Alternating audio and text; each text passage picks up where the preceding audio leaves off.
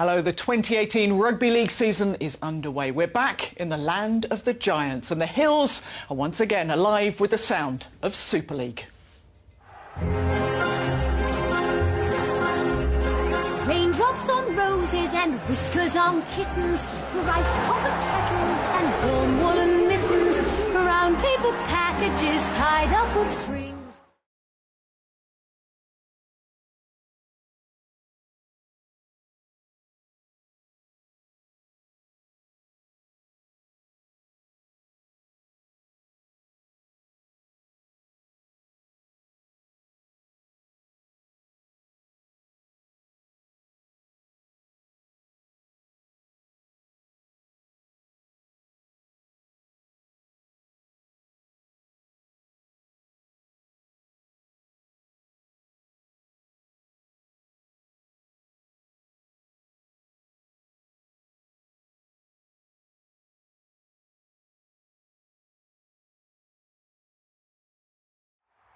Well, we've reunited Danny Maguire with one of his favourite things. The 8-time grand final winner is alongside John Keir to pick out the highs and lows of week one. Danny, obviously now over at Hull Kingston Rovers, was it nice to get the debut out of the way so we stop asking you about being a Hull KR player? Yeah, it was. It was really nice to get out there. I think pre-season, everybody enjoys it. It's always tough, but you know the real business is the start of the season. I think everybody's missed Super League, so it was great to get out there on Friday night. There's been an awful lot of talking off the pitch in terms of what's going on at the RFL, and are we going to have a new structure for 2019? And we're still none the wiser. Does that affect players and coaches going into a campaign? In a word, no. All players and coaches want to do is win. And that's all the preparation are designed for, and we'll leave the administration up to the administrators. We will indeed. Well, staying with the theme of favourites, St Helens and Castleford were tipped by many as the most likely champions this season, and they started off against each other on Friday. It was their first meeting since that epic playoff semi-final. Well, what a start! Great pass!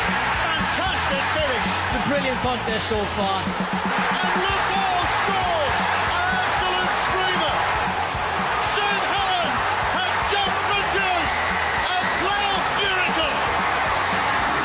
We're into golden point extra time! Below it! Lookdale has won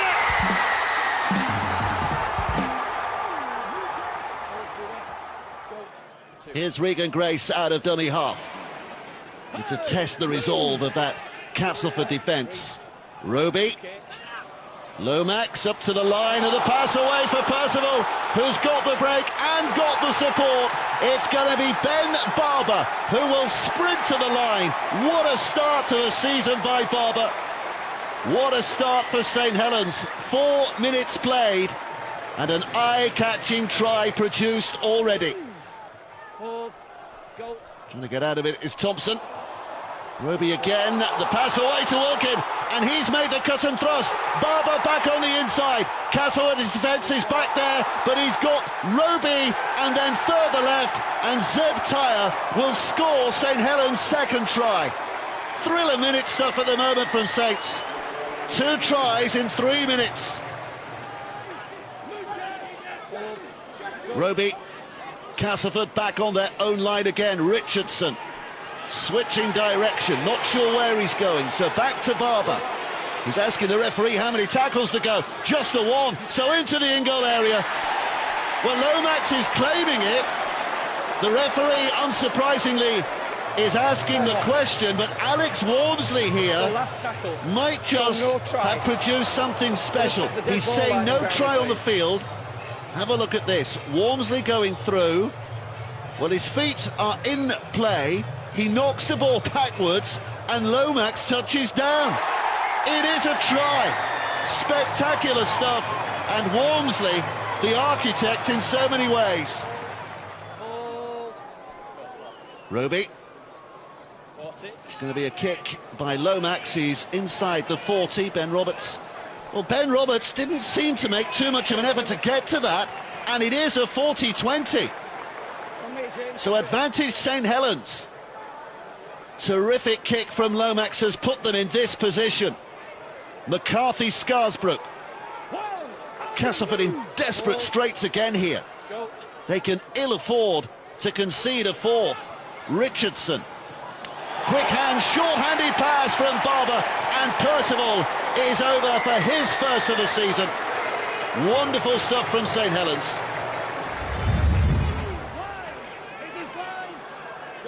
Roby.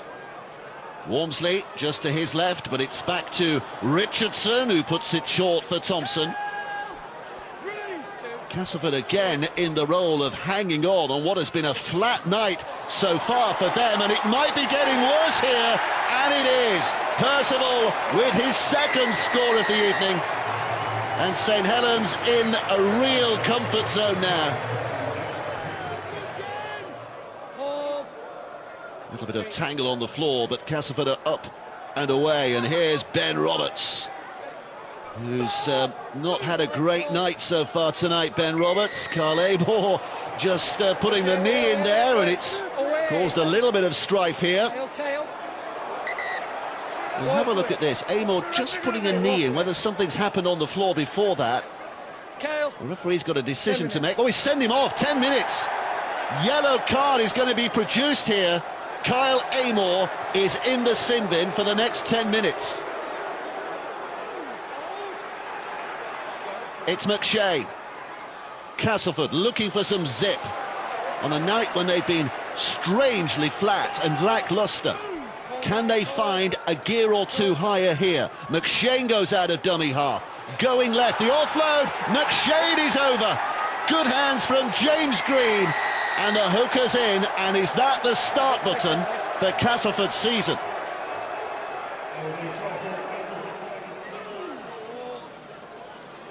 Barber.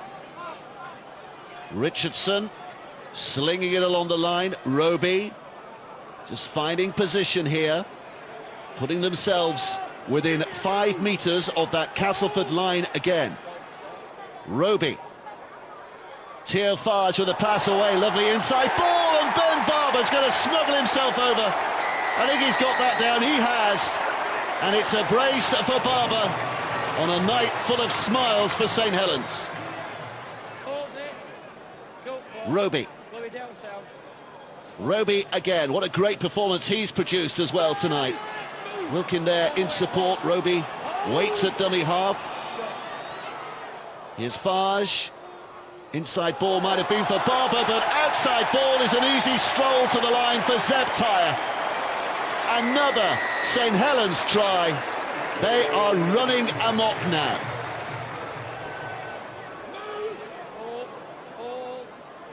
Roby. Wilkin onto Farge. Barber chiming in from full back, evading one tackle, and off he goes. This could be spectacular. Barber down the left-hand side, inside ball. Mark Percival finishes with a hat-trick. What a night for St Helens. They have sent the message out here at the start of this Super League season. They aim to impress.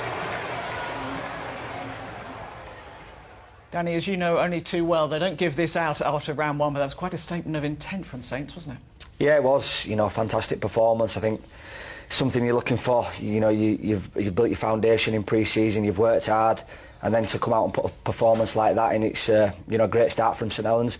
You know, they look a very balanced squad. You know, I've got some fantastic players, and obviously a world-class addition in Ben Barber, who had a storming game as well, and you know, a great statement of intent from St Helens. Yeah, Ben Barber was really quite special, wasn't he? Not just in attack, but his defensive work as well. I mean, he looks like he is ready, raring to go, and going to make a huge mark. Yeah, I mean, pre-season's had a great effect upon him because he's dropped a bit of weight.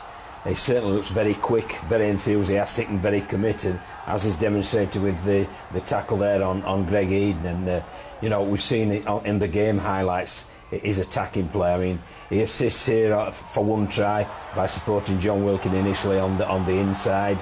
And he was just everywhere on that night, and he really was outstanding. He looks silky with his skills, and he looks effortless with his running style. So he really is one to watch, and I certainly enjoy this season watching Ben Barber in Super League.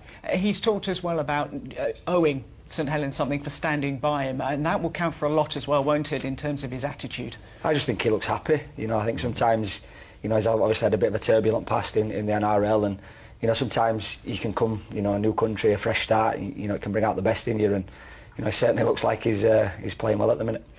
As for Castleford, embarrassing, poor, disorganised and sloppy, shocking attitude, just a few of the things that Darryl Powell said. That won't have been a happy dressing room after. Not at all, no. And in the regular season last year, I mean, Castleford had the best defensive record in Super League, and it looked as if they'd lost that edge in defence, that desire, that commitment, that willingness to work for each other. And I'm certain that Darryl will have picked up on that, and he'll obviously be addressing that for this week and the upcoming game on Sunday. Obviously, you got beaten last season when you were at Leeds badly by Castleford, and everybody pounced on the team. They are pouncing on Castleford now. How important for them to bounce back, if nothing else, just to get pressure off? I think you've got to realise it's only round one, so I don't think you need to get too carried away, but I think you can use it as motivation as well. I think any time that you underperform or you get a beating like that, it sort of sticks with you as a player and as a team, and they'll definitely be going back to that during the season and realising that's a low point and obviously looking to improve this week. Well, Super League in Hull is whole again, with the red and white half of the city promoted to the top division. Hull Kingston Rovers' first game back was against Wakefield on Friday.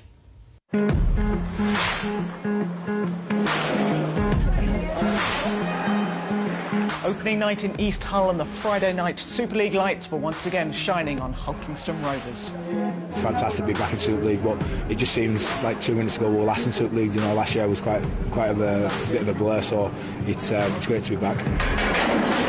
We had a fantastic support last year, throughout Championship and that, and it's a credit to them, the way that they travelled and supported us. So hopefully, like I say, we've done it for them as well, and they'll be out in numbers tonight, even though it's a little bit cold.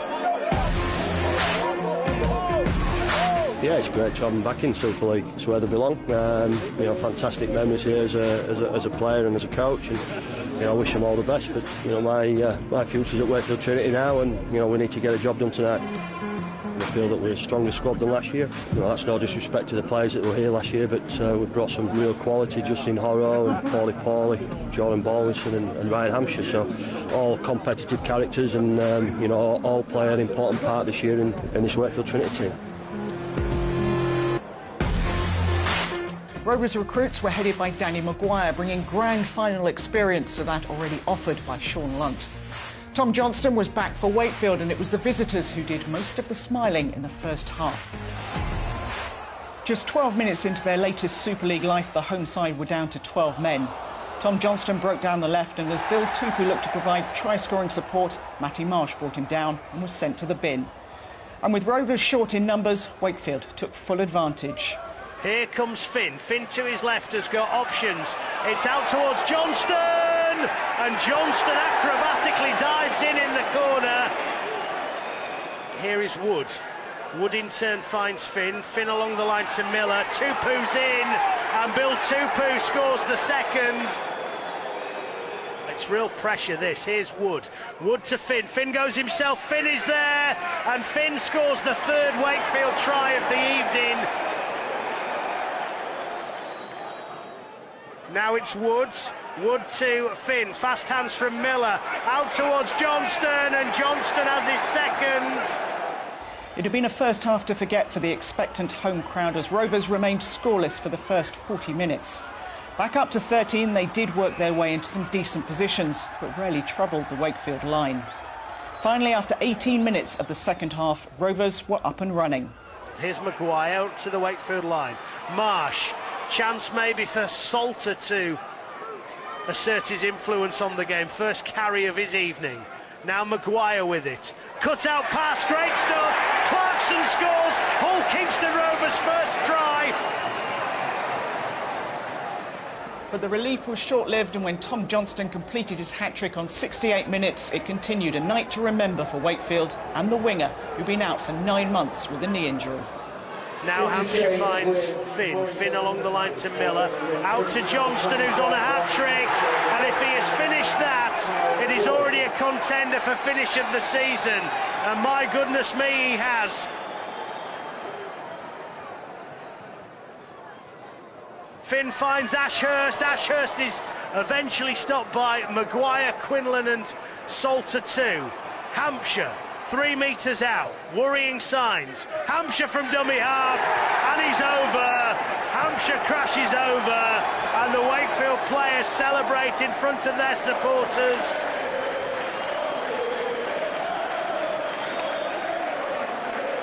There's not many teams that'll come here and get a result. We weren't pretty, but the main thing was to get a result, and you know that we've been real slow starters these last couple of years. Certainly last year as well when I was in chair, we didn't win the first two, but it's always nice to get the season off to a flyer. We talk about getting beat or losing a game. You know, we lost the game, but we didn't get beat. You know, by that I mean no one gave up. We were a new team at the start of last year, and we've formed together, and we're starting to get a real roll on with each other, and we've added some new people like Justin Horrow, Paulie, Ryan Hampshire, and they've all slotted into the team perfectly, and they're real big guys, and they're doing a lot of damage, and it's helping us a lot on the field, so it just feels like it's a special team, and we're looking forward to doing something good this year. Danny, tough on the scoreline, but quite interesting from Tim Sheens. They're saying we didn't get beat in terms of you didn't sort of get beat up out there. Yeah, I don't think anybody could question the attitude or the desire from the players. I think we worked hard for each other. We just, you know, coughed up a bit too much ball and missed one-on-one tackles. And you know, Wakefield are a very good team, and they punish them mistakes. And obviously, you've seen the tries there on the clips. You really executed really well, and some great finishes by Tom Johnston. But yeah, we were disappointed. We obviously wanted to get off to a winning start, but you know, some good things to come out of the game and lots to work on. Is it something that actually possibly you needed that opening game as well for some of the players who don't have as much Super League experience to realise what the step up is? And also there's quite a few of you new as well. Yeah, I think we're still gelling together as a team. We've got obviously some new players in the spine, myself, Tommy Lee, Sean Luntz missed a lot of pre-season with a shoulder reconstruction, so you know, I think we'll improve as the games come on, but in Super League you've not got a lot of time to find your feet. You know, we need to start, you know, picking up some points, and yeah, we were disappointed with the performance, but obviously we're looking to improve this week. Oh, and what about the atmosphere to have Hull KR back in Super League? Yeah, it was great. It was obviously, you know, the first game there for me, and it was a great atmosphere. Obviously everybody knows that Rovers are a Super League club, and you know, I think the competition missed Rovers last year, and hopefully we can put a better performance next time we're at home. Obviously you're not at Wakefield anymore, moved over to the Bradford Bulls, but young Tom Johnston, I know he's a star you've talked about for a long time. He's had his injury problems, but boy, what a talent. He's an outstanding wingman, he really is, and he's going to be an England player, there's no doubt in my mind whatsoever. And he's put the hard yakka in with his rehab, recovering from a knee reconstruction, and I think you can see from his athleticism and his ability to finish from virtually nothing that he really is very, very exciting. But he doesn't only do that, he's also very good bringing the ball out from his own end as well, because he's very, very strong indeed. And there's an England winger in the waiting. What do you think Wakefield can do this year? They'll get in the top four, I'm pretty certain of that, because you can sense that there's a confidence around the place. They were a good team last year, they'll be even better this year because they've got that experience, they've recruited further, and they've got their 1, 6, 7, 9 sorted out, so they'll ask questions of anybody who they play against. Well, next up for Rovers, it's a trip to Elland Road to take on the champions. There's commentary on that game on 5 Live Sports Extra from 7 o'clock on Thursday. They'll also be at Wakefield against Salford on Friday. And don't forget the 5 Live Rugby League podcast. That's available to download every Monday. Well, it's only 2 months since the World Cup when England made it all the way to the final. Their player of the tournament was Jermaine McGilvery, who's now back home with the Huddersfield Giants. I'm a pretty normal person. Just make my family proud. That's my main aim at playing rugby. For people to say that I've inspired them is crazy. Over the top to McGilvery! Get in! The opening try of this World Cup! I just wanted to be a Super League player, you know, just try and make a living off a Super League, and you know, to be playing on the world's biggest stage, and you know, kids buying my tops, and you know, saying I've inspired them. I got loads of messages when I came back. It's a real special thing for me because, you know, I'm a guy, I like to keep myself to myself, and I said, you won't even recognise me on the street. I'm just a normal guy. I'll have my hoodie and my tracksuit on. You probably look at me and be scared more than anything. I'm just a normal guy, and the main reason I play rugby and I'm doing the things I'm doing now is for my family. And, you know, they were really proud of me, especially my sons as well, you know, sending me good luck messages, and, you know, watching all the games and stuff like that, and all the friends talking about it. You know, to see them with a smile on their face and be proud of their dad, be proud of what I'm doing and what I've achieved, you know, is amazing. Dad, go look for tomorrow. Go look for tomorrow. We love you. McGilvray comes back in on the inside.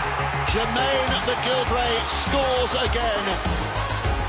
He's literally unstoppable because he's got these muscles. And it goes to Jermaine McGilvray. 9 tries in 9 successive Test matches in an England shirt. I loved every minute of Australia, and I think that the group of people I was with, like the players and the staff, just made it even more special for me. Not just on the field, the rugby stuff, just visiting like different cultures, different people, you know, the surrounding areas. You know, a life experience. It was amazing. As soon as I came back, I was hiding away. I waited a week, and then I went away on holiday just to get my mind off rugby. I even reflected on the final. I even watched it back. I've seen it come on a couple of times on the highlights, but no, it's not one I want to watch back. What about this ankle tap from Dugan? He was gone, Callum Watkins. Oh, don't do it to us. There's a lot of talk that you'd be moving to the NRL. Has anybody approached you, or is it never going to be a thing? That's it. No one's approached me. I think a lot of it was more media speculation, but no one's directly approached me. So all I could do is focus on doing my job for England and for the Huddersfield Giants. You know, I know I have to give back now, especially to the younger lads in the team. I've always kept quiet and just do my job and let my performance do the talking. But you know, I know I have to give back now, especially to the younger lads in the team. You know, hopefully it rubs off for them. Well, you give him that much space, he's not going to waste it, is he, Jermaine McGilvray? Back to reality now. It's cold weather, it's boggy pitches, you know, slippy balls again. So you know, just have to get on with the job. Well, John, he topped the stats for clean breaks, metres made, tackle busts and carries, and scored 7 tries in 7 games. What has it been with him at international level? He seems to have really stepped up.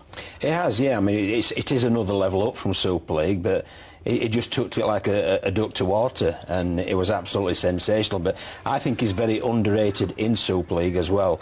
And you see here, a wingman's job isn't simply now scoring tries, it's getting the sets going early on when you're bringing it out from yardage, your own end, and he does this really well, whether it's against the French team, whether he made a break with there, or against the Australians who are really struggling with him. And you see here, once again, his power really takes him through that tackle, and it really is a handful, as you've mentioned, with his carries, and he gains so many yards. He's a massive, massive asset to his team and his teammates, as Callum Watkins benefits there from him.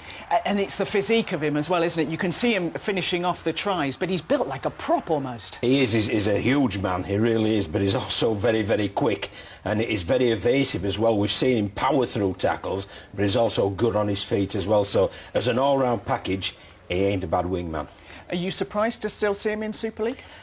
Partly, yes, partly because I thought they'd have been gathering round him and trying to pick him off there, but it is obviously a big bonus for us that he's remained in Super League, but the biggest bonus is obviously for the Huddersfield Giants. It is indeed. Well, Jermaine was still nursing an injury picked up at the World Cup, so sat out the Giants' trip to Hull FC on Thursday. Dave Edwards has the details on this one.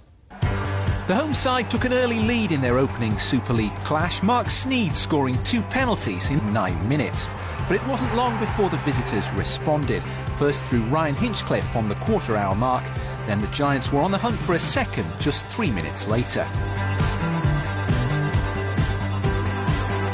A neat little grubber kick from Adam O'Brien was picked up unchallenged by Okuma Tai, Brought's conversion giving Huddersfield an 8-point advantage. Hull hit back only minutes before half-time, Albert Kelly making his presence known by powering through the defensive line and giving his team a lifeline. The Black and Whites were quick out of the blocks in the second half. A huge 40-20 from Sneyd set the groundwork, and Fetuli Talanoa, with brute strength, dived in at the corner. From then it began to feel like one-way traffic. Sneyd's boot was instrumental again as a perfectly weighted chip was scooped up into the waiting arms of Talanoa to get a second try in 4 minutes. Hull were looking for their 5th opening round victory in a row, and as the hour mark approached, it didn't seem in doubt. Jake Connor putting daylight between the two sides. With Huddersfield struggling to stem the tide and some slick passing from Lee Radford's men, Talanoa was able to secure a hat-trick in style. The final wound inflicted on the visitors came after 63 minutes. A hit and hope was lost and dropped by the returning Jake Mamo, and Jamie Shaw rounded off an impressive second-half performance and convincing home win. Danny, Lee Radford saying not perfect, but he was pretty happy with that as a start. Do you see this Hull FC as the club that are really building, having won the Challenge Cup the last 2 seasons, building to possibly being in a grand final now? Yeah, I do. I think they've got a very strong squad this year. They've been there or thereabouts for the last 2 or 3 years now, obviously winning the Challenge Cup. I think obviously being over at the other side of Hull, there's a lot of talk about them obviously wanting to win the grand final this year, and I definitely feel that they've got the squad capable of doing that. And you don't have to be a perfect round one day, but obviously they've got to win. So obviously they'll be really pleased with that. And Lee Radford was talking in pre-season about needing a bit more consistency. They kind of went in patches, didn't they, last season, of just maybe steadying it down and being a little bit more consistent through the run. Yeah, I think there's that element to it, but I also think they did take strides forward last year, because when they won the Challenge Cup in the first year, they completely fell away, whereas last year I felt they remained competitive for the rest of the season. So I'm certain they'll be in the latter stage of the Challenge Cup and in the latter stages of the Super League as well, and they could be challenging for both. And for Huddersfield, they had a really poor start to last season, which really put them on the back foot. They did come through and make the 8s, but they'll want to get on the winning road soon, won't they? Because that will be in the mind, won't it, last season? They will, yeah, very much so. But obviously Rankin in the halves and Mamo at full-back, they need to gel together, because them playing together, it's new to them at the minute, so they might well be a little clunky, not quite there as efficiently as they'll want to be, but they'll realise the urgency to get some 2 points posted on the Super League ladder. Clunky is a word of the first round, really, isn't it? Well, Hull and Wigan are travelling around the world for their next fixture. They meet in Australia on Saturday. But before that, Wigan travelled around the corner for their opening match of the season. They were at Salford on Friday, and the commentator on this one is Matt Newsom. Salford in a good position here. Niall Evans will go to the right of the ruck. O'Brien slides in the kick. Chris Whelan gets there first, and he'll take it round to behind the sticks to score. Thomas Luluai. Williams have got so many options out on this right edge. Powell to Tompkins. Through the hands it goes. Away to the corner for Tom Davies. Fine try, Wigan. Luluai back to the 10. Williams with the kick. Delicately poised. Sent in and chased. And it's being put down. Oliver Gildart. Quick tap from Wigan. Keen to get on with this. Off that penalty. And Tompkins is lifted over the horizontal there by George Griffin. He gets a shove in the back from Sam Tompkins. Tempest flaring. And Robert Hicks has no option, but they send George Griffin for 10. Tautai. Out the back it goes to Williams. They're coming away to this left-hand side. Gildart gets it away to Marshall. He's got space in front of him. He'll send a little kick through. The chase is on. Morgan Escaré will pluck it out the air and touch it down. Wonderful try. Sam Tompkins to Powell. Williams stepping at the line. So many options for Wigan. It's a loose offload. It's back to Sam Tompkins, who will slide the kick in himself. Gildart's there. Marshall's there. And the winger is on the board. Wigan have looked really slick. The move goes away to this left-hand side with George Williams, who sends a little kick up into the air. Chase is on. Oh, it's Marshall. Lovely footwork. And Niall Evans had to get there and didn't. And it'll be Liam Marshall who gets his second. Wonderful footwork. Luluai, Williams. Oh, glorious wraparound. And then he gets it away to Marshall. Now he's got space. He's got Gildart inside him. And Gildart will scoot to the line. Wigan on top. Luluai pushes up a tackle from Kopchak. Now it's Tony Clubb's turn to open up the taps and score. Too strong. Have Salford got a late response in them here. O'Brien works it away to the corner for Evans. It won't make much difference though on a fine opening night for Wigan. Sean Wayne was talking in pre-season about having different options now, more attacking options, more attacking flair. What do you make of Escaré coming on partway through the game, going into full-back with Sam Tompkins moving up? Yeah, I think Wigan seem a highly motivated team after obviously a disappointing season last year, but they've got some fantastic flair players in that team. I think it could be the making of Sam, to be honest with you. I know he started out at half-back as in the academy, and when he got into the first team, it could be similar to how Darren Lockyer went from full back up into the halves. And obviously everybody knows about Escari, you know, a few fantastic seasons with the Catalans, you know, really dangerous player, with, you know, when he's got ball in hand, speed to burn, and you know, it could be a real key combination for Wigan this year. Do you see them, they look very different already, don't they, on week one? They did, yeah, I mean, very much so. I thought the shapes that they were playing were in stark contrast to last year. They were a little predictable last year with ball in hand, but they certainly mixed and matched it there, and they have got some quality once you get it out to the wings in both Marshall and Davis who are out there, and obviously we've already remarked about Sam Tompkins chiming in at full-back and Escari, so yeah, they'll pose some problems. A tough opening match that for Salford, wasn't it? With a Wigan that was clearly very intent. Yeah, I think obviously Sean Wayne's been into them all pre-season, and you know, by reading some of the things, they've had a tough pre-season. So you know, Wigan, they're a fantastic side. They're littered with, you know, great players. So you know, I think they were missing Sean O'Loughlin that night, who's the leader and, you know, the big motivator for the team. So you know, it's a great start from Wigan. Well, no team has changed as much over the winter as Warrington Wolves. They're looking to avoid the qualifiers this year and started the season at home to the champions Leeds. Warrington have 5 new players and a new coach in Steve Price. Here he is with all the comings and goings at the Wire.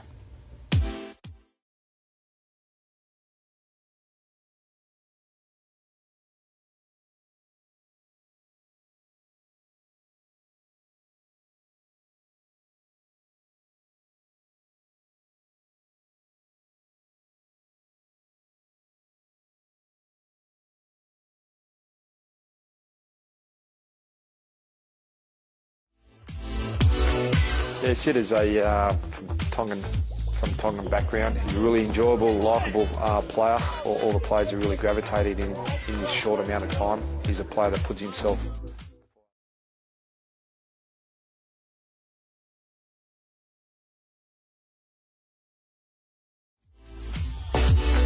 Had a little bit to do with Bryson through his younger years. Back in Oz, and he's a player that I certainly like to coach. He competes hard. You know, he's a goal kicker. He likes to play aggressive, and he's attacking footy. He's an ex-Kiwi international, and I thought he was one of the top 3 performers in the Rabbitohs, especially last year.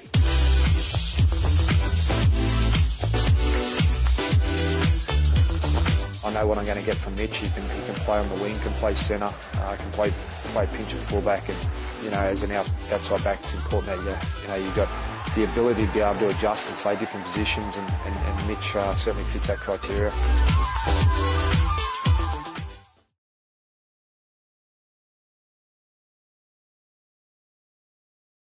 He can certainly break a tackle, and I'm amazed on his leg speed and how fast he can get across the ground for such a big body, and you know, really looking forward to working with Ben because he's certainly a quality football player. So the start of a new season and new aspirations as far as the Warrington Wolves are concerned, looking to improve dramatically on what they produced last year. With a clutch of new signings back in the hunt for silverware, they will hope that these are the champions, the Leeds side that won the grand final last year. 1 or 2 changes in their lineup too. Steve Price, the new Warrington coach, looking down from his new home. That's the man who's missed, and Leeds are going wide here, and Ryan Hall with an opportunity down that left-hand side. Quickly up there is Sutcliffe. It's a delicate dabbed kick by Moon. It's down with Jones Buchanan, and Jamie Jones Buchanan leaps superbly and hangs on to what he thinks is a try. Tackle 5. We've got try. Check the ground in, please. Phil Bentham says try on the field. Is there a knock on? No. Jones Buchanan keeps a hold of it and reaches over and scores. That looks good. And there's the confirmation. Leeds with an early score. Well, wonderful little flighty kick by Joel Moon. There were 3 Warrington players there. Move! Goal line, Warrington! And McDermott looking on. Here's Jamie Jones Buchanan again here. Leeds continuing to press. Still to see the best of Warrington, you feel, so far tonight. It's Sutcliffe. Well, just managed to hold his line, otherwise I think there was an obstruction penalty to be given away there, but he's managed to hold out. Jack Walker just ahead of him. Hold. Tackle on the mark. Goal 5. Taken away by Parcell to that left-hand side again. Oh, it's another leap, and Ryan Hall. Well, Warrington defenders stood and watched, and Hall was the man who went prodigiously high. And Leeds have their second with 18 minutes played.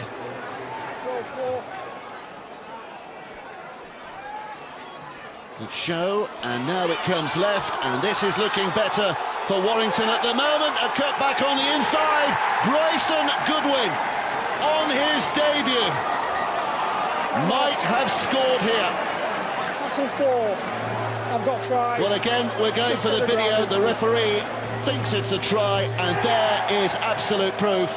And Warrington have their opening score of the season, and it's Bryson Goodwin who gets himself over. Puncturing the line here, cutting back against the grain of the defence. Richie Myler enjoying himself, no doubt, on his former home field. Ryan Hall with a little dummy, and then off he goes. Ryan Hall, look at the pace here. Hands off Ratchford, and Ryan Hall turning back the years with a fabulous eye-catching try. The power and the pace was phenomenal. His second of the night. Well, there's still time here for Warrington. Whether there's a will or not remains to be seen. They've got a bit of carry here. Murdoch-Masila gets it away. Atkins for the line. Well, the defenders got there. He went very high, but he couldn't find the landing strip here. Great defensive work, though, by Jack Walker to get in his face. Frustration for the coach.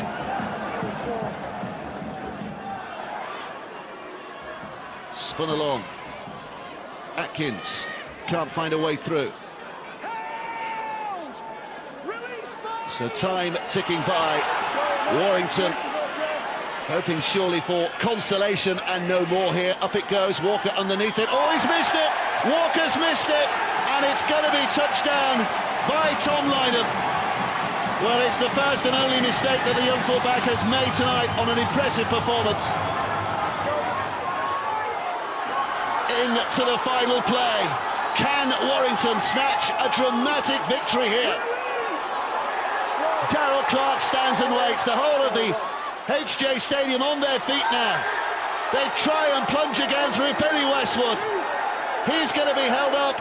And that is that. The hooter sounds. The whistle is blown. Warrington's final desperate efforts come to naught. It's a victory for Leeds. We saw young Jack Walker coming through to the back end of last season. He seems to have bulked up a little bit more, doesn't he? I mean, he's an impressive young talent at fullback. Yeah, he's a great player. You know, he's a very mature player for such a young boy. He just knows where to put himself. He's just got that natural instinct that I suppose is inbuilt in some players. And I think, you know, defensively he was very sound in this game, but, you know, very confident under the high ball. Nothing seems to faze him. And to hold up Ben Murdoch-Masila, that takes some doing, doesn't it, John? It's a tremendous effort, is that one? It really is. And he's saved 2 tries there. You know, that's as good as scoring them. It's saving them, and I think it's often forgotten in the modern game, whereas we look at fullbacks as an extra pivot and an attacking threat. But a fullback's job as well is to defend the line, and this kid does it very, very well indeed. So what did you make of your replacement, Richie Myler? Yeah, I thought he played really well. I thought he had a really good, really strong debut. You know, I think the combination between Richie and Mooney, I think, is something that'll be really good for the team. Obviously, you know, Richie likes to control the game, control the team, and I think it'll free up Joel to be able to play off the cuff, which he's very, very good at. Did Warrington look that much different to you under Steve Price? No, I think they're still finding the way, to tell you the truth. I mean, a new coach and new players in pivotal positions. They'll need 3 or 4 games before they start hitting their straps. But Leeds look, of the 2 teams, Leeds look the more comfortable, and I think that was understandable. Do you think they will be a very different Warrington under Steve Price, though? It's hard to see. I mean, you know, at this moment in time, it was difficult to see, and also when the pitches start drying out as well, that's another factor, because at the minute you've got to roll your sleeves up in the mud and the cold and the wet, and you have to grind wins out as much as anything. And congratulations to the Warrington captain Chris Hill, who left the field during that game. When his wife went into labour, they made a quick dash to the hospital in time for the arrival of Iris Kay. Finally then to Widnes, where preparations for the new season have been under a cloud after the death of Kato Otio. The Papua New Guinea international sadly passed away before arriving at the club. The Vikings' first match of the season was against Catalan Dragons, and Matt Newsom saw this one. Widnes inside the Catalan 10. Mellor skirts the line. Oh, and he's cleaned out there by Sam Moore, and the ball is worked away to Hanbury. There's a bit of a scuffle between Chris Houston and Michael McAlorum. And Ben Thaler has sent Sam Moore to the bin for 10. The Catalan, they've given away a string of penalties in this first half already, and now they're down to 12. Here comes Chris Dean, raiding the line, pushing away and scores. Catalan soft in defence.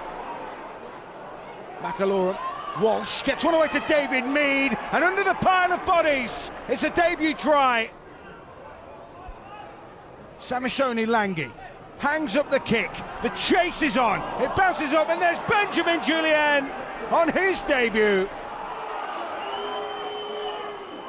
Whizzed away to that right-hand side. Chris Dean has shown he's got some skill, and he's sliced his way through. He's got Mellor in support, and it's a scoop to the line. Lewis Tierney won't catch him. Widnes are flying. It's been a really good game so far. Tom Gilmore pushes the kick into the in-goal area. Up goes Kristaninu and comes up with the try against his former club. Mellor, lovely short ball, and Chris Dean will just coast through for his second. It's been a really strong second half on Widnes here. Gilmore away to that left edge. It's a great run, a lovely offload, and into the corner, Patrick Arvan. They've really piled on the pressure. Long high kick, not dealt with at all. Reece Hambury's come up with it. He'll flick the ball away to Houston. They're keeping it alive here, Widnes. They've got an overlap on that far side, and it'll be touchdown in the corner. Charlie Runciman. Catalan have been on the end of one-way traffic so far. Oh, that cut-out ball has been picked up by Kristaninu. Now he's going to race away. He's going to be caught by Lewis Tierney. Oh, what a lovely pass. Stefan Marsh for the corner. Can he flick on the turbos? He'll come back inside and score a wonderful try. That's 34 unanswered points, and we weren't expecting that.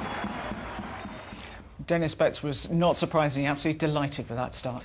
Well, it will be, yeah, and they seem to have had a really good pre-season, and they seem to have been growing in their trial games, and that was obviously a real polished performance there, and the Catalans will have been very, very disappointed indeed, but you can only play what's in front of you, and Widnes played that game very, very cleverly indeed.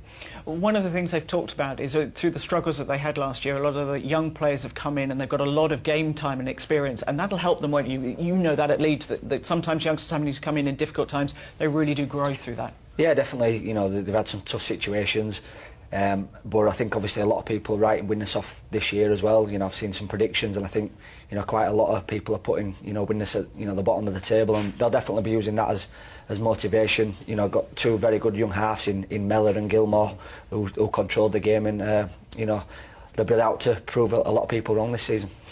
Catalan were not good. A penalty count of 15-4, but also our tackling was appalling, Steve McMorris said. Yeah, well, that might be a consequence of the penalty count as well, because obviously if you're giving the opposition so much ball, ultimately fatigue sets in, and that's when you start dropping off tackles. And there were some poor one-on-one misses there. I mean, Chris Dean went through twice simply by evading a one-on-one tackle, and obviously Widnes were great there, pouring through and finishing off, but there were certainly worrying signs with the discipline and with the defensive display for the Catalan Dragons. And given the season they had last season, is it not as scary a place to go as Catalan? It always seemed a really hard trip. Yeah, it's a tough place to go and get the win. He's over in France. You know, they've lost Richie Myler there, so there's a lot of pressure on Luke Walsh to steer the team around. Obviously Mickey McAlorum coming in, so they're still working on their combinations. They're still looking to, obviously Steve McNamara, a new coach as well, probably still learning under, you know, the way he wants to play. But it is only week one, isn't it? So round one in the history books. My thanks to Danny and to John for joining us. The round two highlights include Wigan against Hull in Australia. Join us for that one next week. Goodbye.